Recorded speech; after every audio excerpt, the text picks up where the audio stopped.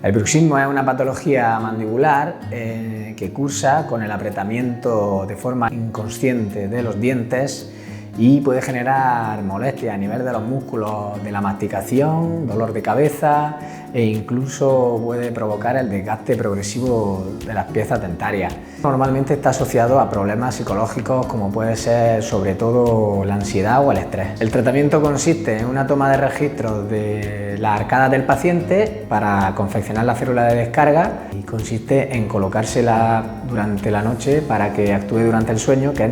normalmente donde esta patología suele actuar con más frecuencia. Durante este proceso, si el paciente tiene ya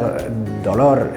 crónico de todo el tiempo que ha estado con esta patología sin ponerle remedio, se puede hacer un tratamiento con láser de diodo para bioestimular y generar un efecto antiinflamatorio en la zona de la cara donde tiene dolor y favorecer la regeneración de estos tejidos que están un poco dañados.